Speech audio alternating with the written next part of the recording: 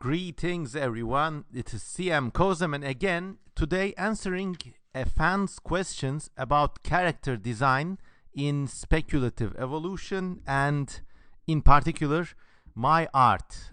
Today is the 30th of November 2022. This is gonna be a bit of a quick Q&A session, but thanks to Jacob Smith for his kind and insightful questions in advance. This is going to be a quick session because I'm actually packing my bags to visit London. I have been lucky enough to be invited to the TETZooCon event in between the 2nd and the 3rd of December 2022. And I will be talking about my works, my dinosaur books in particular. And I will be bringing along a hacking load of paleo art and speculative zoology original art, which you can buy. Buy is the operative word here because staying in London is going to be prohibitively expensive, and any penny you contribute will be very welcome. So, TETZooCon, the link is in the video description below. If you can make it, see you there. Also, I have added a buy me a coffee link, which means that if you're feeling charitable, you can either support me on patreon.com or just buy me a coffee. Buy me a cup of tea here. Your contributions will keep the Kozem machine turning and the tea and coffee flowing. So thank you all in advance.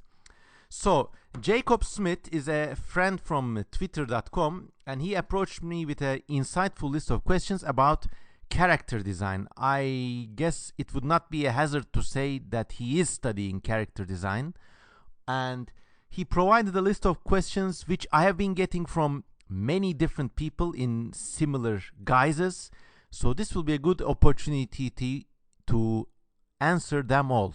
Before beginning, once more, please consider supporting me on Buy Me a Coffee or patreon.com. Okay, here we go. Jacob asks, how long have you studied character design? I guess not at all in terms of an academic education. I did not even take an elective course in character design, and in fact, when I was in college, I think such a thing did not even exist. So that there is a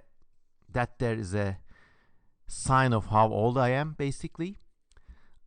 But in another way, I have studied it all my life. All my life, I have been interested in images and depictions of strange creatures, be they dinosaurs, fossil animals, fantastic creatures, creatures from different movies. In fact, when there were little posters, and before the days of the internet, when there was a movie poster, I would look in the corners to see all the characters and see all the strange creatures. And also in real life, I looked at all sorts of bugs, reptiles, flies, beasts, spiders, and I find them to this day extremely interesting and invigorating to study. So the answer is all my life, but also never. But of course, today, character design is, I think, something you can study all 4 years of college of your own, which is just mind-blowing when you think about it. Number 2 question is, what got you into character design? I think I answered this before. I just had this kind of instinct or something like a disease from childhood that I just wanted to see all sorts of weird non-human creatures. I've been thinking about this actually, and my interest in non-human creatures was also coupled with a severe disinterest in my early years in people themselves. I mean, my parents were even at one point worried, in quotes, that I may have been autistic, but then I matured socially as well.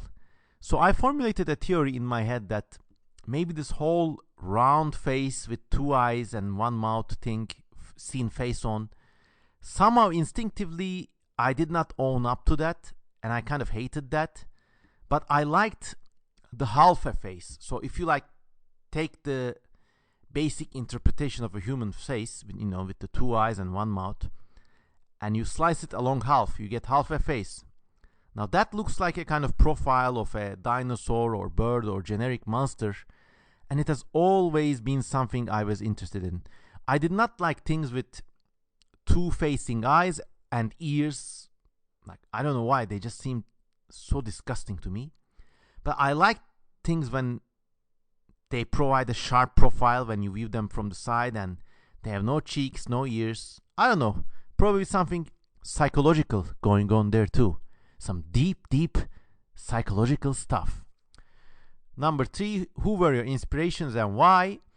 Okay, so I could name a few names, but if you're also curious, you could go to cmkozeman.com, my website, and there's a little tab that says inspiration.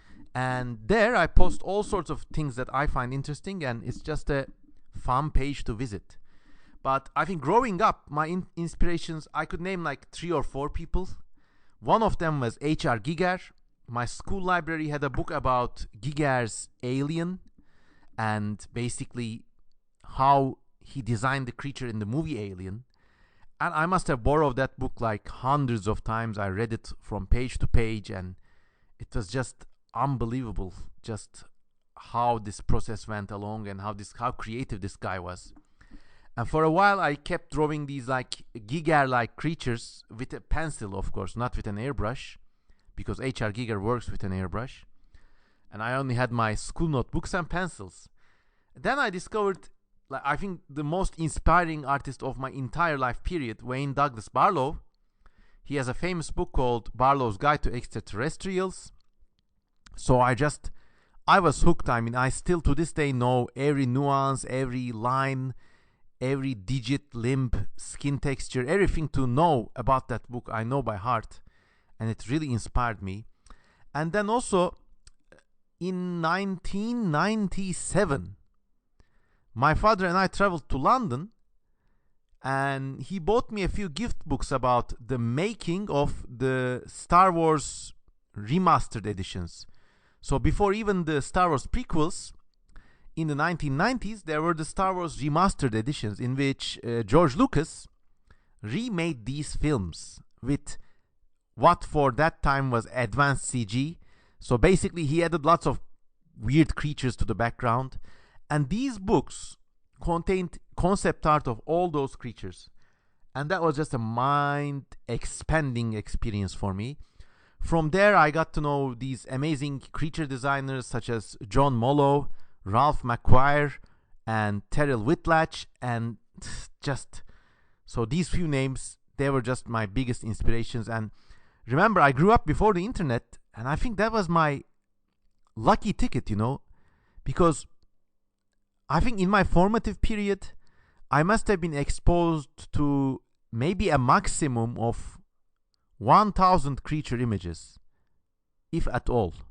So they come from these Star Wars books, these Alien books, Barlow's books, a lot of dinosaur books, but at most 1,000, I don't know. But because I grew up without the internet, I studied them in such detail. I knew everything there was to know about those images, how skin works, how muscles work, how an animal looks when it's bigger, and how scale works, basically how pencils work, how watercolor works, how markers work. And that was like, I think, my lucky ticket.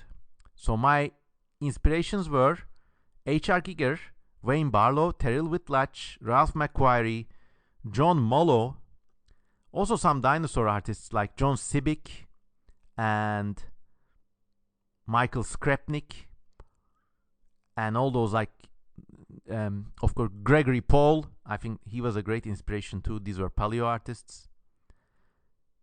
Peter Wellhofner, I don't know.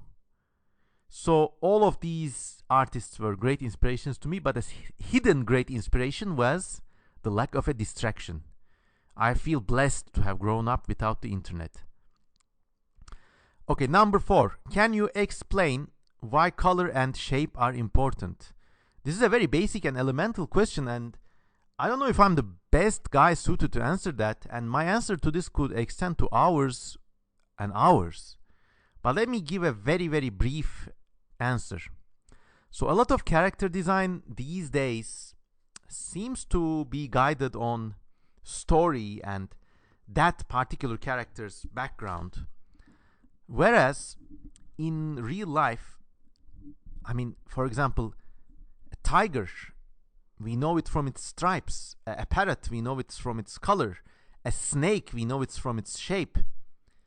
And we can, almost everybody can draw these animals without knowing anything about anatomy. You know, they will draw weird things, clunky or funny looking things, but they will get the idea across. So primary colors and overall shapes of creatures are very important. And it is actually extremely difficult to design a completely unseen shape or form in a creature. I mean, you can try, I can try, but the things we produce, like if we're very good at it, they look like a little generic. If we're beginners, they look generic. If we're good, they look a little generic. But it takes a special kind of practice to create a form that's never been seen before, and that's just, boom, very impactful. And for that, I think studying very basic shapes or forms is actually extremely helpful. So if you're trying to create a striking creature, maybe a game I used to play was, I used to like drop paint or like throw brushes to a piece of paper from high up, basically. And those weird marks, I used to kind of mold them into I tried to install the creature's skeleton into them. So maybe there would be this bright yellow blob, and I tried to kind of work a six-legged animal into that, and that would be my six-legged lemon runner creature. And you know, imagining something like that is far more striking than imagining a generic six-legged creature by itself. So I think, I mean, color and basic shapes, they're not everything, they're the only thing. So I hope you can catch my gist there. Number 5, when it comes to detail and drawing a character over and over again, what is the recommended approach? Now, brother, you come to the wrong person about this, because actually I'm really weak when it comes to that. I mean, I only have a semblance of professionalism about that. Thanks to Photoshop, I can duplicate layers and draw over them again, so it looks better done when it's done over and over again. But some people are really great at this, and they've got this God-given talent. I think comic artists, especially my friend Simon Roy, go look him up. Simon Roy, R-O-Y. He's a great Canadian comic artist, specializes in post-humans and strange robot creatures and strange creatures and actually really lovable human characters too. But this guy has a deceptively simple art style, but he's got godlike talent. I mean, he can draw the same thing over and over again from all angles. This is not a skill that I possess. I think I'm really good when it comes to making single depictions of very well rendered creatures. Okay, God gave me that much. Thank you, God. But, you know, when he was passing out talent, he did not give the sequential art XP too much to my character stats, let's just say. But I think the recommended approach, if you're struggling with this as I am, is to use Photoshop. And another approach is to make little dummy maquettes from basically crumple aluminum foil against a very basic frame of wires. That really works, especially if you're doing something striking like a creature with 8 legs or something. And then it really helps. I mean, even if that's not going to be your main project, I think if I was a teacher, that would be one exercise I could prescribe. Make a puppet out of any material of your choosing and draw it from 6 or 16 different angles. That really helps. Number 6, as a character designer, thank you for considering me a character designer. What are your stances on good and bad character design? This is also a tricky question. I think good character design comes to life with its surroundings and what that character does. So, you could design a boring wolf alien, like a furry wolf alien kind of thing. And that's kind of extremely generic, and I mean, not to ruffle any feathers, but there are dime a dozen out there. But if you design a character which is also a wolf alien with fur, but not a furry, just a fur-covered creature, okay? But, a lot of furry creatures they got this trope in which the character is kind of like a human, but the rear legs are like that of a dog. So they've got an extremely elongated metatarsal, like a foot region. So they walk on tiptoes, and that's kind of a cheesy trope. But if you draw a character and he or she is doing stretches before going on a walk, because, you know, if you got very long feet and if you're walking on your tiptoes like a faun or a satyr, that kind of does cramps a bit. Also, if you got lots of fur, maybe that character has a kind of special comb to like basically keep his or her fur clean. You know, this is just the most boring example. There are a lot of also spider aliens, but, you know, these being arthropods, how do they molt? You know, because animals with exoskeletons need to shed their exoskeleton every now and then. And if you watch these spider molting videos, they're grotesque. They turn into this kind of white mushy thing. They kind of, on time lapse, they kind of vibrate about and pulse like very, very weird. So if your character is a spider alien, maybe he or she has this kind of molting bed. Or I don't know, maybe he or she has this hecking, nervous time of the month before he or she molts. You know, those details like make things seem more real, in my opinion. If you got a character with like maybe like a bird type of character, how does this bird eat? You know, does he or she need to brush its beak? How does he file the beak if it grows too big? You know, practical questions really add detail to characters, and I think they make for good character design. I think for bad character design, I don't know. I mean, you have to realize that I'm recording this in 2022, and at the time of recording, certain technological developments have put me into something like a crisis of faith. There are these AI programs named Midjourney, and if you look at my channel, you know I've used them too. Now, this is the end of November 2022, and they're running the 4th version of Midjourney, which is unbelievable. If you just say, give me a Blade Runner movie but directed by Jodorowsky, it gives you amazingly good creature designs or humanoid character designs. Okay, there are some still wonky things like they can't sort out fingers or hands yet. But the characters look extremely original, really striking, you know. You want them to say like a dramatic line or something. But no, they're actually images thrown up by an AI operating on random. So maybe if we say, even though these designs are extremely striking, and if they were in a Star Wars movie or something, they would be my favorite characters, but maybe we could say that bad character design could be an extended version of makeup, where you just have a human and maybe you attach some bits or bobs next to their head, or maybe make them white or blue or dark red or something. But even then, you know, if that like generic boring humanoid, if in a movie or something, if they say something majestic or great, they become instantly memorable. A counterexample to this direction would be this Admiral Thrawn character in Star Wars. So if you know, Star Wars is not just the movies, there are also a lot of books set in the Star Wars universe. And in one of those books, there's this like amazingly sophisticated intellectual character who's like an anti-hero. He's actually a villain, but he's very educated, very smart, very sharp. So this character, you know, he lives rent-free in my head. But if you look at him in terms of design, he's just a boring blue guy with red eyes. So there, you know. I don't know. It's like 1950s smut laws in Hollywood. Now, if I see bad character design, I know it. And that's that. And maybe it's better that way. As a kind of magical, humanely decided outcome. But for good character design, I would say that it's the character's associated world, how realistic their actions and life cycle events are, or sometimes even just the basic things they say. They're very memorable that way.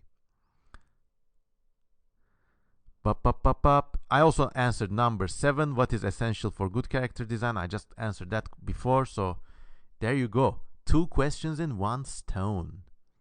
Okay, then we have an all tomorrows related question, and if you've been following this channel, I normally don't answer all tomorrows questions, but here it says, when you created the posthumans of all tomorrows, did you implement every design to tell a story, and why?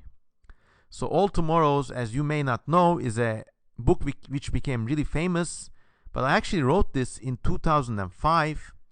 It was a teenage, early college, individual fun project based on my understanding of historic works and the works of Olaf Stapledon, an amazing sci-fi writer. And basically I was just drawing weird humans that may have evolved in the future, and then I decided to tie a story around them. And to be honest, not every part of those designs told a story. But when I was working for All Tomorrows, I remembered that I wanted them to look realistic. You know, so there's a species in there which are the hunter people, and they kind of have their like thumbs turned into a velociraptor like killing claw. So that's like one striking design element. But also, like, if your thumb is a claw, maybe that's not very good for grasping things. So the ring finger and the pinky, they have also turned a bit. So the hand has got like 3 axes of movement, and the pinky and the ring finger are opposable to the index finger and the middle finger. And then the thumb is a velociraptor-like thumb design. So I wanted them to be consistent and original and memorable in that way. But I don't think I worked the story into them too much. But you know, when I was making a creature, like if it's wearing clothes, I wanted the clothing to look like, I wanted them to have a lot of unexplained details, and I knew from experience that if there was an interested reader, he or she would be able to invent the stories around these little details, which is always better than somebody just thinking things up and installing them beforehand. So if you make a lot of Easter egg or red herring design elements, they shouldn't be superfluous, but they should just be there and you don't need to explain them. And then your fans or the enjoyers of your work will have a great time diving into them. Because never forget, people are smart. They will never like miss out something you put in your painting. There will always be someone who sees that. So there, always remember that. Number 9, how would you implement story elements and narratives within character design? Examples, scars from the past, specific items, important symbols, clothing, or even color palettes, personality traits.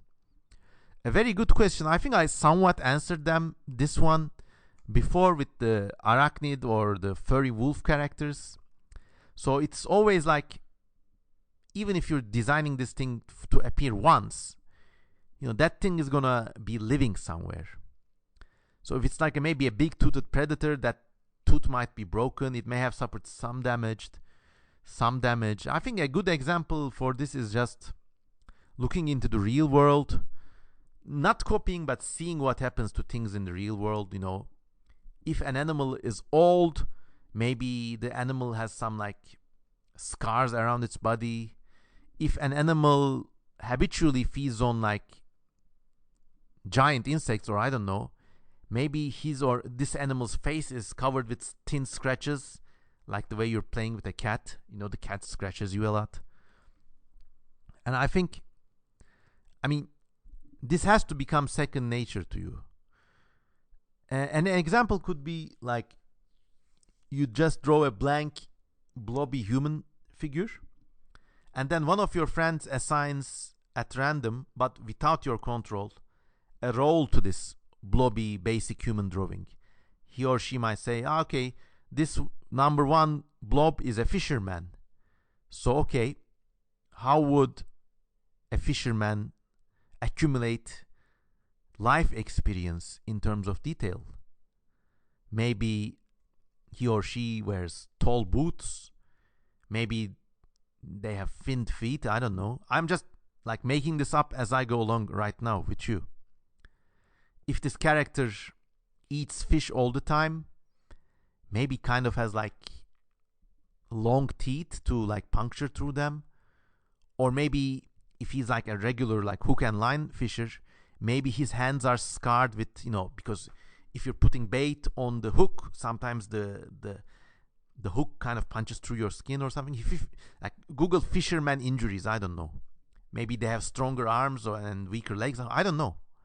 So that's a good game. You draw generic templates, and a friend, not you, a friend or an instructor, assigns like roles. Like, this is a fisherman, this is an escape vehicle driver, this one was stabbed as a kid, or I don't know, things like that. And that's a good exercise. Okay, number 10. What were your favorite characters to design and why? I think my favorite characters to design were these creatures from Snayat, which is another book. It's not exactly a book. It used to be a web project. Now it's coming out as a book. If you follow me on patreon.com, you can see sneak previews from the upcoming Snayat project. So this is a world in which animals evolved differently, and what I do is basically I come up with one body plan, like there's a second mouth somewhere or something like this. Like if you go to cmkozeman.com, you'll see it under the project section, or just Google Snayat, SNAIAD. There. And it's just very fun to stretch this like basic body plan into every niche I can imagine. I'm still like every day almost I'm drawing a new Snayat creature, and I'm just having the time of my life. So there. Number 11. Can you think of a character or characters with striking and effective character design? If so, why? I can think of many. I think maybe the primary one is H.R. Giger's Alien, with his long, kind of like transparent, smooth head. I never forgot that. And I don't think many people forgot it either. I mean, it helped that H.R. Giger was a surrealist. He wasn't an anatomical designer. He was a surrealist, and he was an engineer. Engineer, that word kind of become overused these days, didn't it? But he was an engineer, so he kind of knew how, like, if it had a mouth inside a mouth, that mouth needed to be long because it needed to go somewhere, go into somewhere, And he just created this fascinating design. Also, I think I can name many examples. Sometimes they're just the basic shapes that I like. So I watched the 2014 Godzilla recently, and in that movie, Godzilla fights this giant moth-like creatures called Mutos, which are just gigantic hawk insect creature colossus kind of things. And I just love the sharp lines on those things, because these creatures are so tall, they're hundreds of meters tall. You shouldn't expect them to look like an elephant or a whale. At those sizes, living organisms may also resemble machines or even buildings, and I think the Muto creatures really pull that off quite well. Let me take a sip from my tea.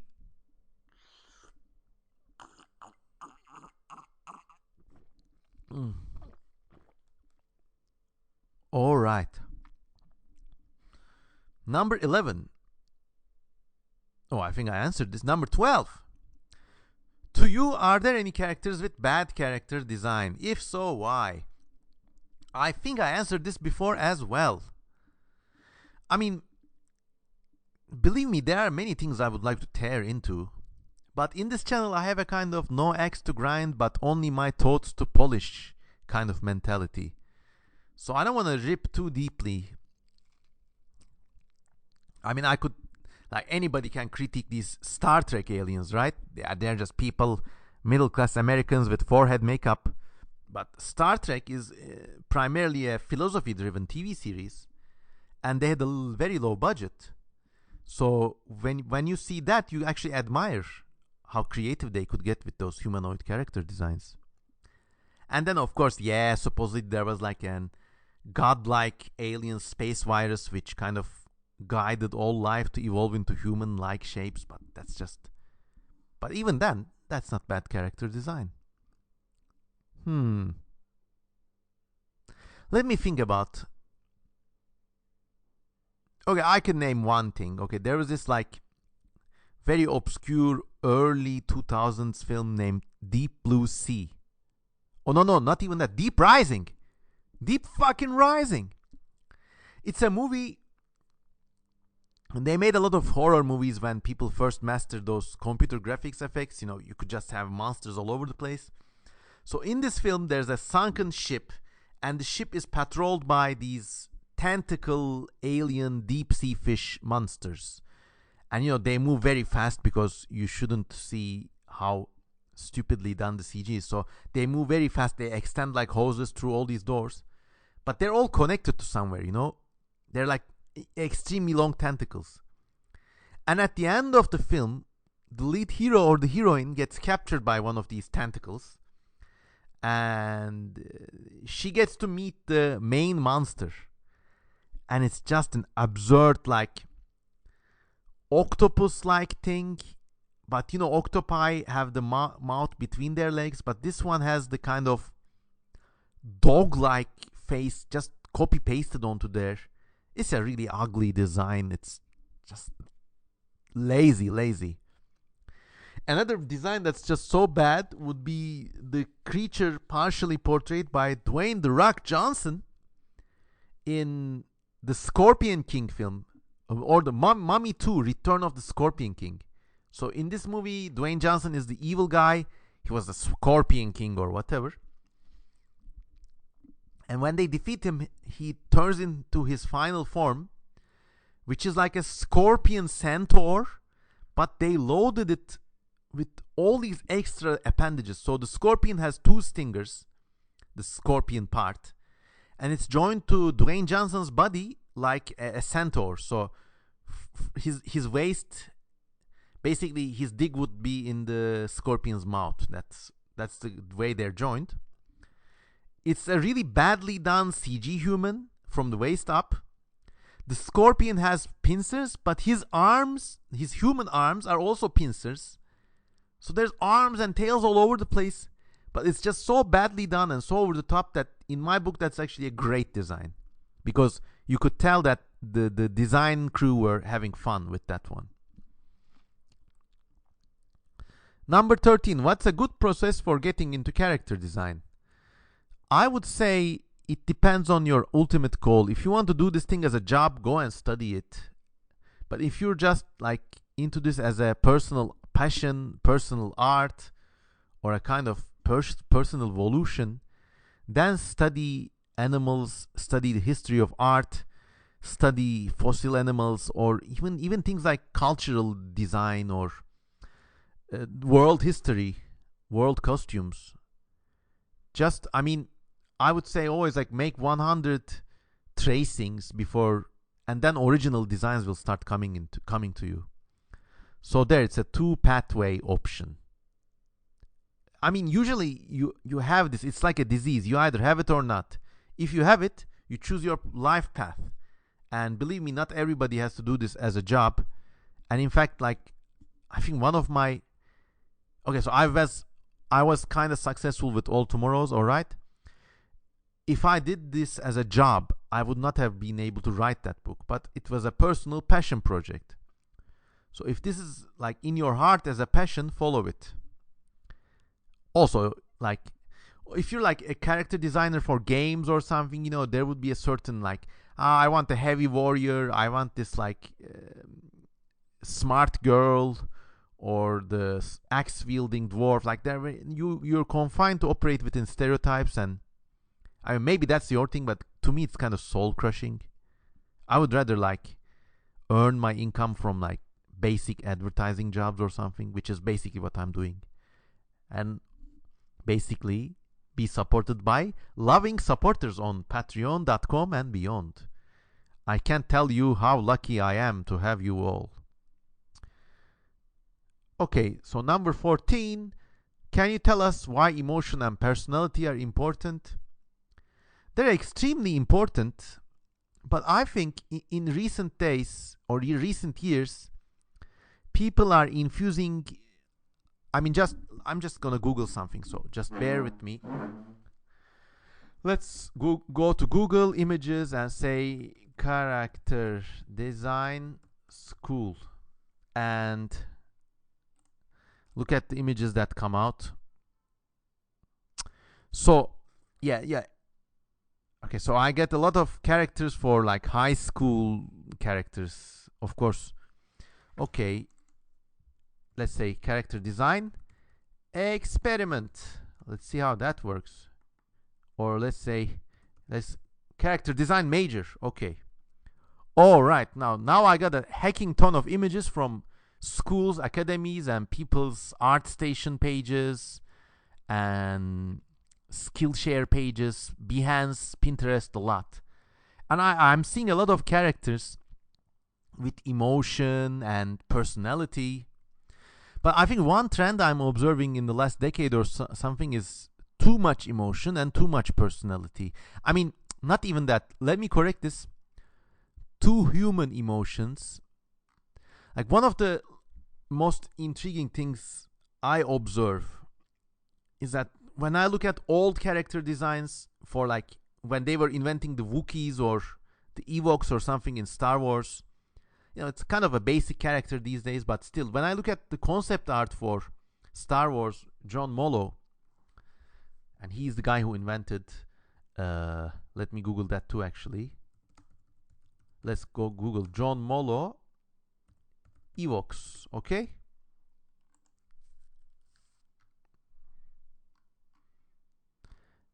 A lot of the examples I get either show these Ewoks in like with their families, with their tribe groups, or like they're like different characters hanging out together.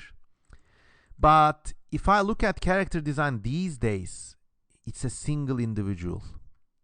Mostly, okay? There are, of course, glaring exceptions, and those are very well made. But it's a single individual, almost always in their early 20s, and they are an individual. And even though they sometimes belong to like very divergent settings, you could tell that these are college-educated middle-class people. And the emotions they show, there are mostly some sort of sass or maybe some sort of disgust or smiling, confidence, self-confidence. Isolated individuals showing self-confidence. That's very telling of our age, and it's actually something something that many people want to have. But hey, that's that, huh? That's the melody of our age. So in that respect, I see too much emotion and too much personality. Whereas a good display of personality could be something as simple as like, you got this, imagine you got this like completely inhuman salamander beetle creature, okay? How do you get this character to portray emotion? Sometimes it's just very simple. Maybe just draw it cozying up to a member of its own species, or maybe just draw 5 of them chilling under a stone or something. And that simple thing shows these things like to hang out together. They don't want to be alone. They live in a community. I think that's a great design, the display of emotion and personality through very basic settings and acts. And I think the easy way out is like giving them big eyes and a CalArts mouth and making them look sassy and confident and I hope this was a good answer. I don't know. And number 15 says, why is storytelling through character design important? Well, if you're in the business of show, not tell, if you're doing something like you have to realize like what are these characters going to be used in? What type of media are they going to be used in? Ask yourself that question first. Are they going to be part of a comic? Are they going to be illustrations in a longer story? Or are they just going to be like one single image, you know? Maybe you're going to have one image. I don't know. A planet with acid oceans, or who knows. And you have to tell that with one character. So maybe that one character is a grizzled fisherman on his boat with his crew, or I don't know. I mean, on general, I would say support your characters with elements of their worlds. As I described, try to give them acquired characteristics through their lives and get them accompanied by other characters that are not of the same type, or like show the community they come from. Because hey, 99.9999% of every creature that has ever lived comes from either a community or a biosphere. A lot of animals are solitary, but if you get a jumping spider, maybe draw the little fly it's gonna prey on. Things like that. Another sign of good character design, I think, is everybody, when they draw themselves. That's like an inescapable fact of nature. And if you've seen enough, if you know enough, you can actually even tell a person's personality by their characters. And if you're a good character designer, you should be able to make this not show, mask it.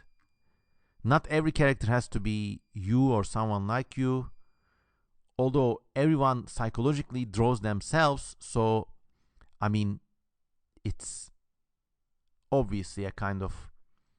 I think in this day and age, there's an entire sub-ecosystem of OC character design, in which people design their own original characters, which are almost like self-portraits in a fantastic sort, let us say. They're always like some sort of transhuman, either demonic or robotic or alien, but still identifiable as human. And people like make their own characters and have them fall in love with each other. Sometimes it gets a bit cringy, as in the most extreme forms of the furry fandom community, but I think that's an area, a domain of culture that needs more study. So if you're studying like sociology or something, maybe that's an area you could look at.